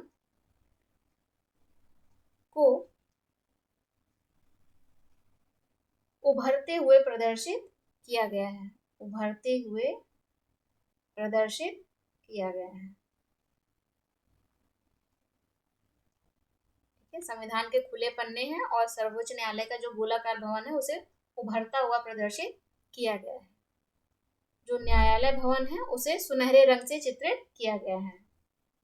जो न्यायालय भवन है उसे सुनहरे रंग से चित्रित किया गया है। और जो पूरा डिजाइन है, संपूर्ण डिजाइन ध्वज का, वो वृत्त सर्कल के अंदर है। संपूर्ण डिजाइन वृत्त ब्रैकेट में सर्कल, वृत्त द्वारा घेरा गया है। ठीक है, जिसके निचले भाग में, कहाँ, निचले भाग में एक श्लोक लिखा है संस्कृत का। किस भाषा में? संस्कृत श्लोक है। क्या है श्लोक? यतो यतो धर्मस्ततो जया। क्या अर्थ होता है? जहां धर्म है वहां जीत है, जहां धर्म है वहां जीत है। ठीक है, इसके साथ ही न्याय देवी की नई प्रतिमा का अनावरण किया गया है। नई प्रतिमा, इसका ध्यान रखना है। पुरानी प्रतिमा को तो आप जानते ही हैं। कब अनावरण किया गया है इसका? 17 अक्टूबर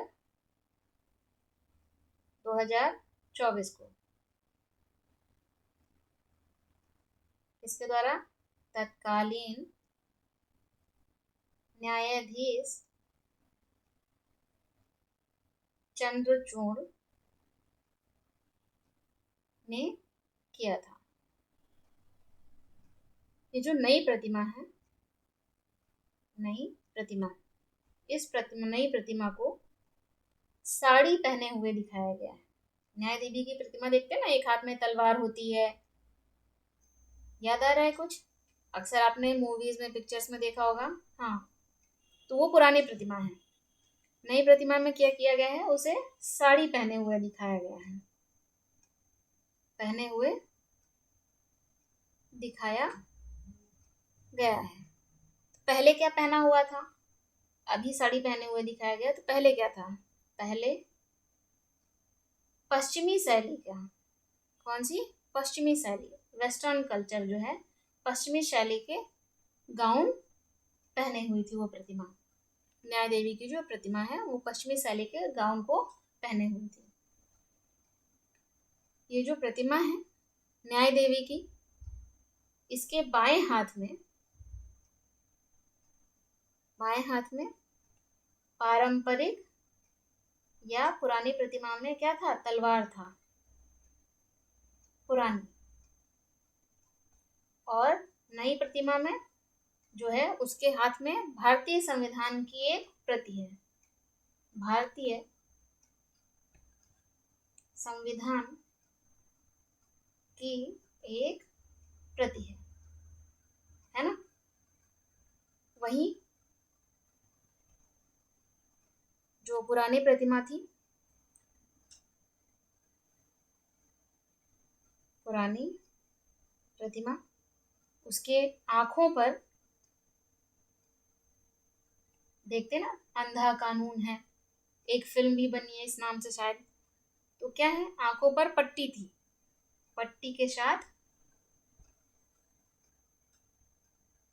दर्शाया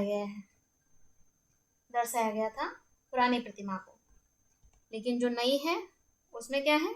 आंखों पर पट्टी नहीं है, आंखों पर पट्टी नहीं है।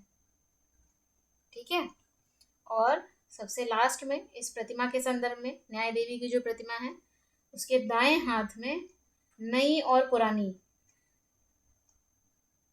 दाएं हाथ में नई प्रतिमा हो या फिर पुरानी प्रतिमा हो, दोनों में तराजू विद्यमान है, तराजू विद्यमान है, जो किसका प्रतीक है? निष्पक्षता और संतुलन का प्रतीक है। निष्पक्षता और संतुलन का प्रतीक है। ठीक है, चलिए आप सुप्रीम कोर्ट के ध्वज और प्रतीक चिन्ह की टॉपिक को देख रहे थे, तो कुछ ना क्यों ना हम थोड़ा सा सुप्रीम कोर्ट सर्वोच्च न्यायालय को भी जान लें। सर्वोच्च न्यायालय है ना, आर्टिकल 124, जिसमें बताया गया है कि भारत में एक सुप्रीम कोर्ट होगा। भारत में एक सुप्रीम कोर्ट, मैं ये संक्षिप्त रूप में लिख रही हूँ, शॉर्टकट लिख रही हूँ, सुप्रीम कोर्ट है, होगा। ये जो सर्वोच्च न्यायालय है, सुप्रीम कोर्ट है, इसका अस्तित्व कब आया? सुप्रीम कोर्ट अस्तित्व में कब आया?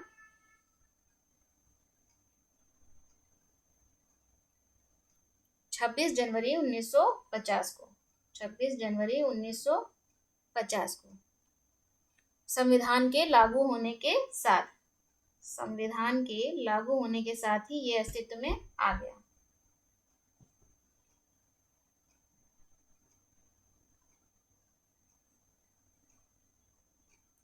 ठीक है, और 28 जनवरी 1950 को इसका क्या किया गया? उद्घाटन किया गया।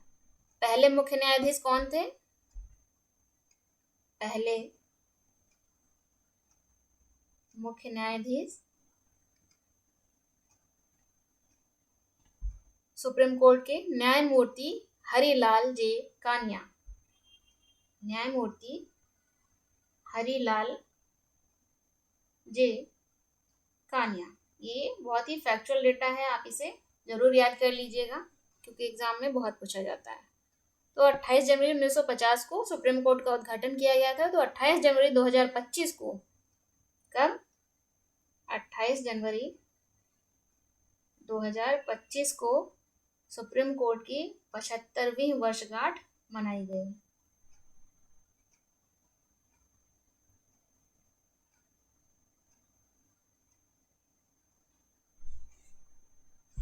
मनाई गई। ठीक है, 75वीं वर्षगांठ, डायमंड जुबली। ओके, अगले टॉपिक की ओर बढ़े, देखते हैं अगला टॉपिक क्या है। चलिए, अगला टॉपिक है वधावन पोर्ट। कौन सा पोर्ट? वधावन पोर्ट।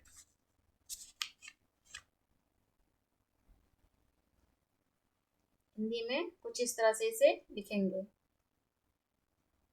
पत्तन का क्या किया गया? शिलान्यास रखा गया, शिलान्यास किया गया, आधारशिला रखी गई। इंग्लिश में लिख लीजिए, इसका नाम आपको कंफ्यूजन ना करे वहां पर एग्जाम हॉल में। वधावन पोर्ट, ठीक है, इसका शिलान्यास किया गया, आधारशिला रखी गई इस पोर्ट की बाई पीएम। कब? 30 अगस्त 2024 को। कहाँ पर है ये? महाराष्ट्र के। ये पोर्ट कहाँ पर है? महाराष्ट्र के पालघर जिले में। कौन सा जिला? पालघर जिले में दहाड़ू नगर के निकट स्थित है। ठीक है, इसका निर्माण VPPL द्वारा किया जाएगा। क्या है VPPL? Wadhawan port project limited. ठीक है, ये जो पोर्ट है ये ग्रीन फील्ड है। ग्रीन फील्ड क्या होता है? नया, पूरी तरह से जो नया बनता है वो ग्रीन फील्ड है, और जो पहले से बना हो और उसमें क्या किया जाए, सुधार किया जाए, उसे नया किया जाए, वो क्या होता है, ब्राउन फील्ड होता है। ये जो पोर्ट जिसका शिलान्यास किया है, प्रधानमंत्री जी द्वारा शिलान्यास किया गया है, ये भारत के सबसे बड़े गहरे जल वाले पत्तनों में से एक होगा। जब ये बनकर तैयार होगा तो बहुत गहरे जल वाले जो पत्तन है, पोर्ट है, उनमें से एक होगा। कह सकते हो लार्जेस्ट डीप वाटर पोर्ट, है ना। और जब इसका निर्माण पूरा हो जाएगा, उसके साथ ही ये विश्व के शीर्ष 10 पत्तनों में से एक होगा। 13वां मेजर पोर्ट याद है क्या? इसी क्लास में मैंने बताया था, सबसे पहला टॉपिक था गलाथिया की खाड़ी पोर्ट कहाँ स्थित है? ग्रेट निकोबार में। ग्रेट निकोबार कहाँ है? अंडमान निकोबार द्वीप समूह में स्थित है। और ये जो वधावन पोर्ट है, इसे सागरमाला परियोजना के तहत विकसित किया जा रहा है। किसका दबाव कम करेगा? जेएनपीटी पर बढ़ते दबाव को कम करेगा। जेएनपीटी क्या है? ये भी पोर्ट है। जवाहरलाल याद है? हाँ वही, ठीक है। चलिए अगले टॉपिक की ओर बढ़ते हैं।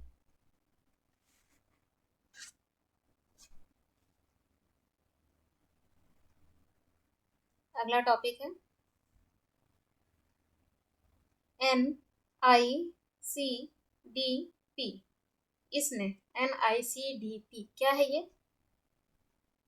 सबसे पहले तो यही जानते हैं क्या है ये। National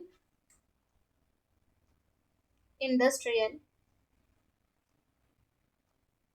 corridor development programme.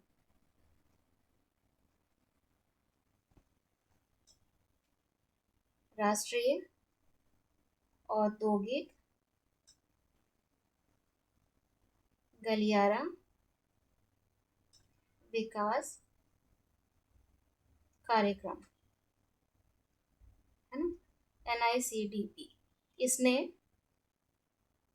ये जो प्रोग्राम है, इसने 12 नए औद्योगिक शहरों को मंजूरी दी है। औद्योगिक शहरों को मंजूरी दी है, ठीक है। ये जो 12 औद्योगिक शहर हैं, ये 10 राज्यों में हैं, और ये 12 नए औद्योगिक शहर जो हैं, ये केवल, इनमें से केवल 11 शहरों के नाम की घोषणा की गई है। 11 शहरों के नाम की घोषणा की गई है। एक क्यों नहीं की गई? क्योंकि हरियाणा और जम्मू कश्मीर में विधानसभा चुनाव थे, जिसके कारण एक शहर के नाम की घोषणा नहीं की गई है। ये जो NICDP है, इसका उद्देश्य क्या है? देश के विश्व स्तरीय औद्योगिक बुनियादी ढांचे का निर्माण करना। चलिए लिख लेते हैं, इसका उद्देश्य क्या है? देश में विश्व स्तरीय औद्योगिक बुनियादी ढांचा, इंफ्रास्ट्रक्चर, है ना, का निर्माण करना,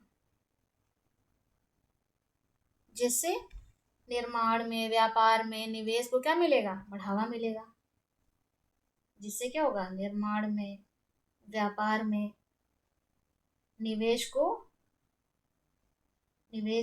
बढ़ावा मिलेगा। और जब निवेश को बढ़ावा मिलेगा, निर्माण पर बल होगा और व्यापार अधिक होगा, क्योंकि बुनियादी संरचना बेहतर होगी, तो क्या होगा? रोजगार सृजन बड़े स्तर पर होगा, बढ़ेगा, है ना, अधिक होगा। कनेक्टिविटी, साथ ही जो कनेक्टिविटी है एक राज्य की दूसरे राज्य से, वो भी बेहतर होगी।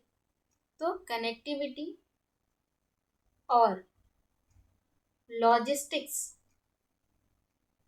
लॉजिस्टिक्स में सुधार होगा। जब बुनियादी संरचना अर्थात सड़क, मार्ग या अन्य जो बुनियादी संरचना है उन्हें बनाया जाता है तो क्या होता है, कनेक्टिविटी और लॉजिस्टिक्स में बहुत बड़े पैमाने पर सुधार होता है। चलिए आगे देखें।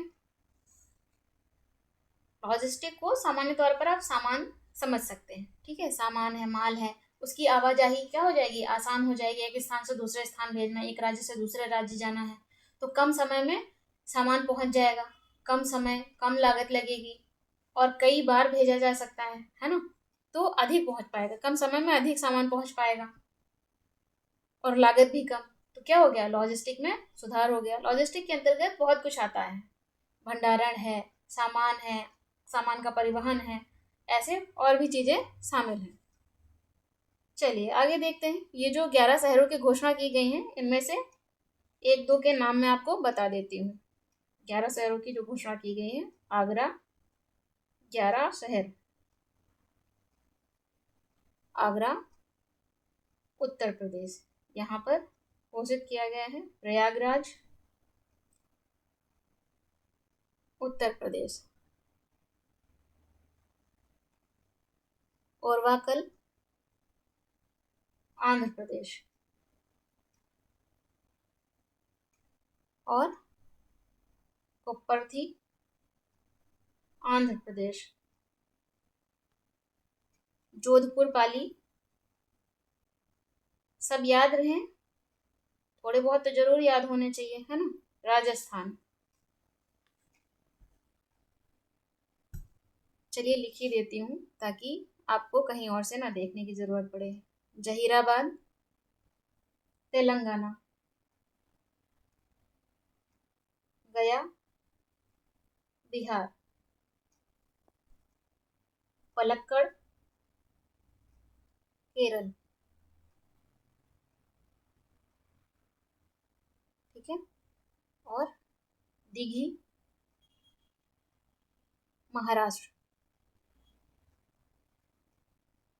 राजपुरा पटियाला, राजपुरा पटियाला पंजाब, और लास्ट है Khurpia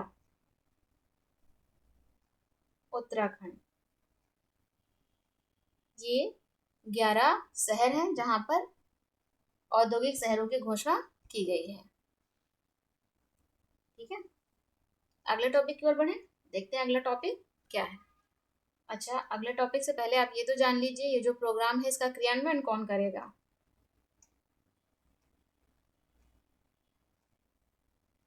NICDC, national industrial corridor development corporation, ये भारत सरकार के वाणिज्य और उद्योग मंत्रालय के अधीन है, ठीक है। चलिए अब हम अगले टॉपिक की ओर बढ़ते हैं।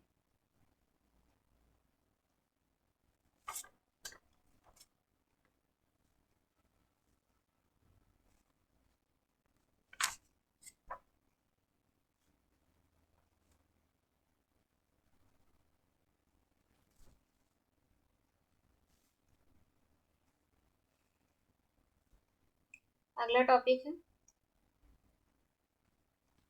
एकीकृत पेंशन योजना। एकीकृत पेंशन योजना, unified pension scheme, unified pension scheme, है ना।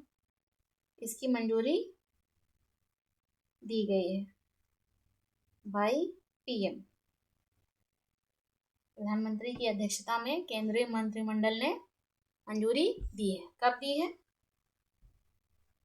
24 अगस्त 2024 को, जो कि 1 अप्रैल 2025 से प्रभावी है।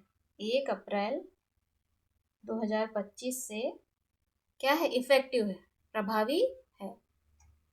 क्या होगा इस योजना के तहत? लगभग 23 लाख कर्मचारियों को, 23 लाख केंद्र सरकार के 23 लाख कर्मचारियों को लाभ प्राप्त होने की उम्मीद है। लाभ प्राप्त होने की उम्मीद है। ठीक है। क्या है ये एकीकृत पेंशन योजना? जो विभिन्न प्रकार की पेंशन योजनाएं हैं उनको एक जगह लेकर आएगा, एक जगह लाना, ताकि नागरिकों को एकल जो पोर्टल है उससे सरल, पारदर्शी और सुविधाजनक पेंशन सेवाएं मिल सके। ये है एकीकृत पेंशन योजना। इस योजना के अंतर्गत कुछ मुख्य विशेषताएं हैं। मुख्य विशेषताएं क्या है? वो मुख्य विशेषताएं जैसे सुनिश्चित पेंशन। क्या है? सुनिश्चित पेंशन। पेंशन को सुनिश्चित करना है। कैसे होगा? पेंशन सुनिश्चित करने के लिए जो आपकी जॉब का, जो भी कर्मचारी हैं उनकी जॉब का जो अंतिम वर्ष होता है, अंतिम 12 महीने, अंतिम 12 महीने का जो औसत मूल वेतन होता है, औसत मूल वेतन, उसका 50% पेंशन मिलेगा, है ना। लेकिन इसके लिए कुछ और भी कंडीशन है। क्या? न्यूनतम 25 वर्षों तक या 25 वर्षों की सेवा आवश्यक है। सेवा आवश्यक है। ये 50% पेंशन चाहिए तो कितनी सेवा होनी चाहिए? 25 वर्ष। यदि 25 वर्ष से कम है, यदि 25 वर्ष से कम है सेवा, तब क्या होगा? आनुपातिक रूप से पेंशन कम हो जाएगी। आनुपातिक रूप से कम हो जाएगा पेंशन, कम पेंशन दी जाएगी। लेकिन 25 वर्ष से कितना कम होना चाहिए? न्यूनतम 10 वर्ष तक सेवा प्रदान करने वाले कर्मचारी को ही यूपीएस के तहत पेंशन का पात्र होगा। न्यूनतम 10 वर्षों तक सेवा प्रदान करने वाले जो कर्मचारी हैं उन्हें यूपीएस के तहत पेंशन के पात्र होंगे। ठीक है। कम से कम कितना होना चाहिए? सरकारी सेवा 10 वर्ष। स्पष्ट है? पहला क्या है? सुनिश्चित पेंशन। और सेकंड विशेषता क्या है इसकी? सुनिश्चित पारिवारिक पेंशन, फैमिली पेंशन, है ना। कर्मचारी के निधन से पहले प्राप्त पेंशन का 60% राशि पारिवारिक पेंशन के तौर पर मिलेगी, एज अ पेंशन मिलेगा। ठीक है। और थर्ड पॉइंट क्या है इसकी विशेषता क्या है? सुनिश्चित न्यूनतम पेंशन। क्या? न्यूनतम पेंशन। न्यूनतम आपने जाना अभी 10 वर्षों की सेवा कम से कम होनी चाहिए कर्मचारियों की, तो न्यूनतम 10 वर्षों की सेवा के बाद, सेवानिवृत्ति पर, रिटायर होने पर, सेवा निवृत्ति पर क्या होगा? 10,000 रुपये प्रतिमाह पेंशन होगी।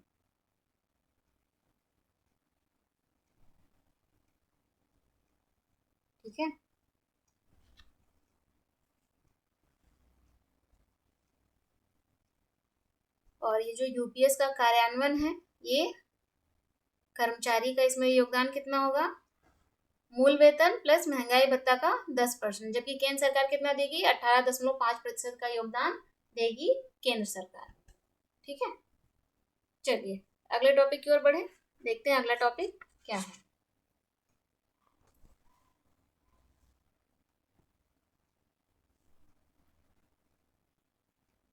NIRF India rankings 2024। NIRF का फुल फॉर्म सबसे पहले जान लेते हैं, क्या है? नेशनल इंस्टीट्यूशनल रैंकिंग फ्रेमवर्क, है ना, ये फुल फॉर्म है। ये इंडिया रैंकिंग 2024 जारी किया गया है। सबसे पहले तो जान लेते हैं इसकी शुरुआत कब हुई थी। ये जो रैंकिंग है इसकी शुरुआत कब हुई थी? 29 सितंबर 2015 को। क्या कार्य करता है ये रैंकिंग जो निकाली जा रही है? देश भर में उच्च शिक्षा संस्थानों को रैंकिंग प्रदान करता है। उच्च शिक्षा संस्थान जो हायर स्टडीज के स्कूल हैं, उच्च शिक्षा संस्थानों को रैंकिंग प्रदान करता है। इसका पहला संस्करण 2 अप्रैल 2016 में जारी किया गया था। और इसे किसने विकसित किया है? इस रैंकिंग को विकसित किया गया मानव संसाधन विकास मंत्रालय द्वारा। मानव संसाधन विकास मंत्रालय द्वारा। आज क्या है इसका नाम? शिक्षा मंत्रालय। देख लीजिए आप, शिक्षा मंत्रालय। ठीक है, 5 पैरामीटर्स या 5 मानकों पर यह रैंकिंग आधारित है। 5 मानकों पर आधारित है रैंकिंग। 2024 में 9वां संस्करण है जो जारी किया गया है। और कहाँ से? नई दिल्ली के भारत मंडपम में जारी किया गया है। इसमें 8 श्रेणियां हैं। जो रैंकिंग जारी की गई है इसकी 8 श्रेणियों के तहत जारी की गई है। 8 श्रेणियां जारी की जाती हैं, जिसमें सबसे बेस्ट है समग्र ओवरऑल, है ना, कॉलेज, विश्वविद्यालय, ये 3 ही हैं। इसके अतिरिक्त और भी हैं। तो इसमें से जो ओवरऑल है, NIRF की जो रैंकिंग है उसमें ओवरऑल अगर देखें, समग्र तौर पर देखें, तो लगातार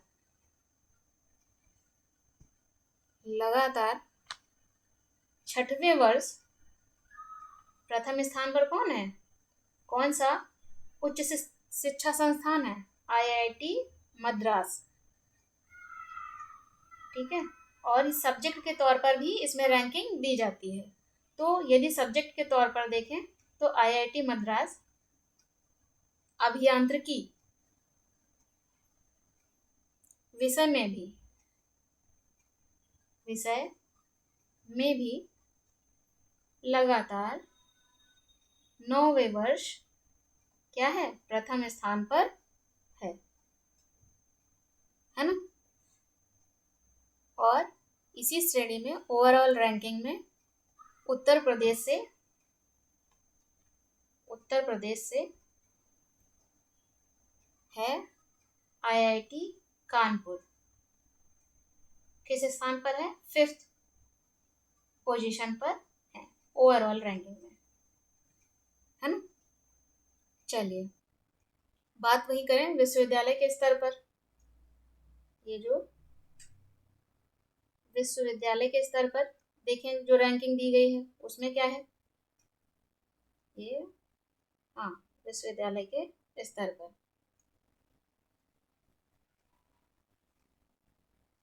जो रैंकिंग दी गई है उसमें भारतीय विज्ञान संस्थान बेंगलुरु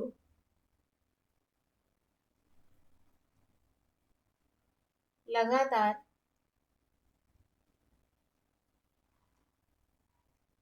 9वें वर्ष क्या है, प्रथम स्थान पर है।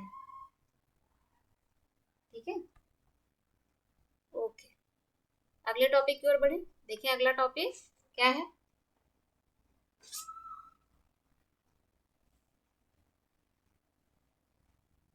अगला टॉपिक है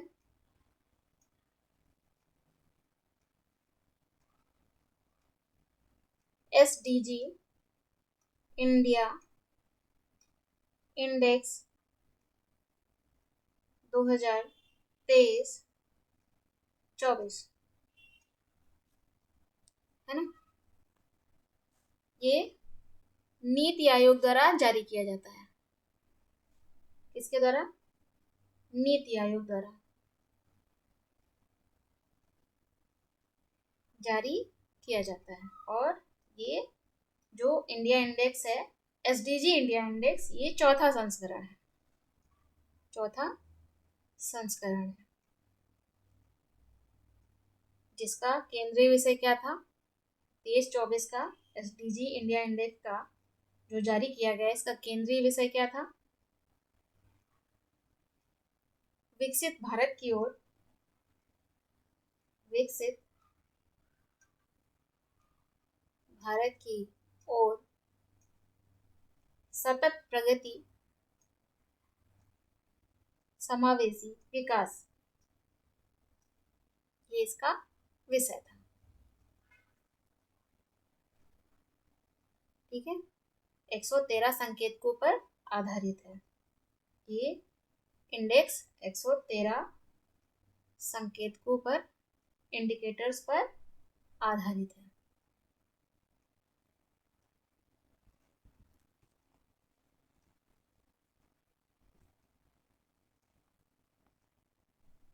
ये जो इंडेक्स बनाया गया है SDG इंडिया इंडेक्स, इसमें 4 श्रेणियों में इसे बांटा गया है।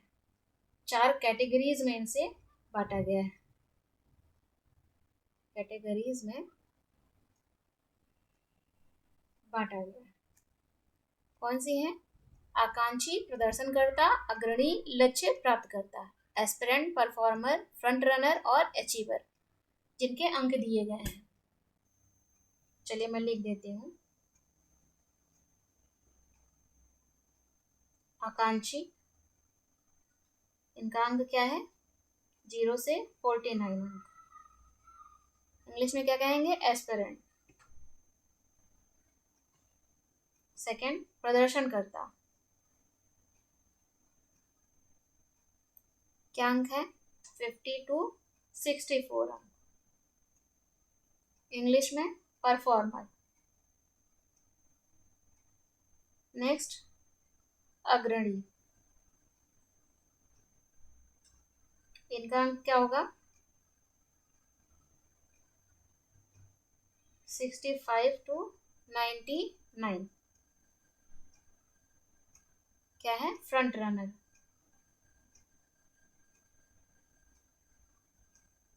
और लास्ट, लक्ष्य प्राप्त करता,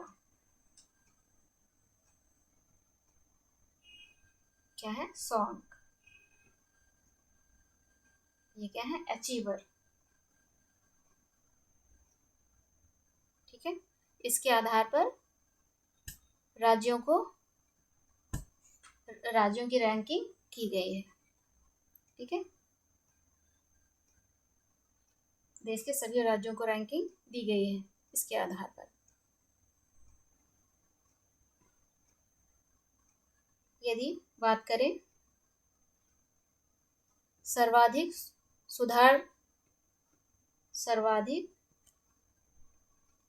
सुधार दर्ज करने वाले राज्य कौन से हैं, तो उसमें पहले स्थान पर है उत्तर प्रदेश,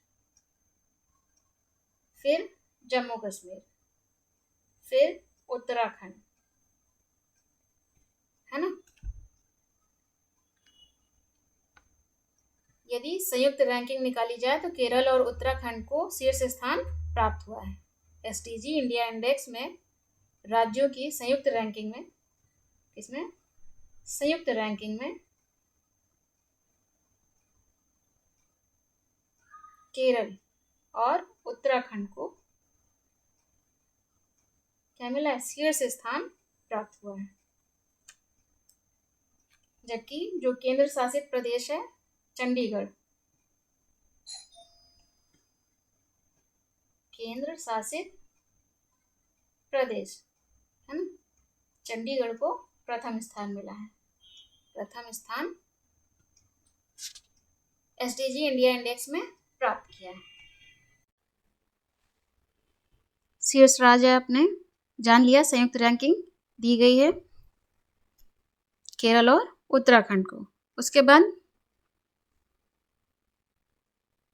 केरल और उत्तराखंड को एक बार फिर से मैं इसके नीचे लिख देती हूँ। इसके बाद किसे मिला है, तमिलनाडु, फिर गोवा और हिमाचल प्रदेश को।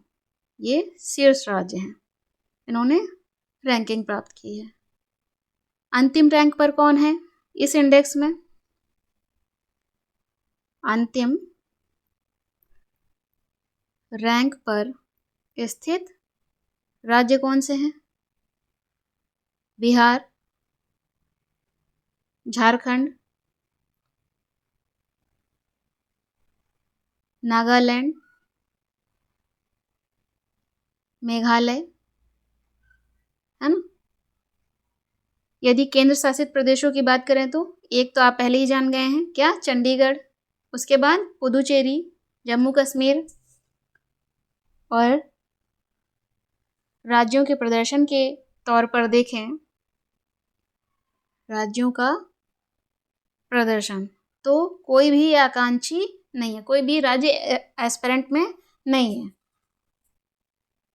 परफॉर्मर, अच्छा प्रदर्शन करने वाले राज्य हैं नागालैंड, मेघालय, है ना।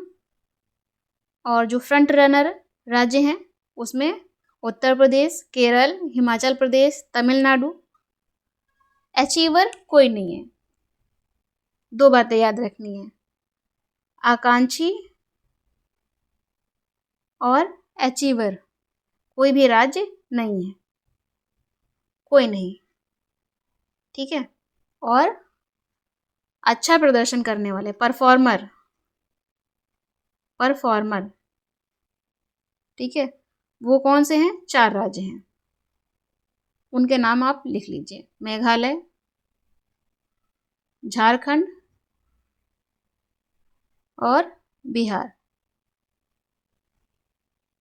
वहीं केंद्र शासित प्रदेशों के स्तर पर अगर देखें प्रदर्शन, तो एस्पिरेंट और परफॉर्मर और अचीवर कोई नहीं है। केंद्र शासित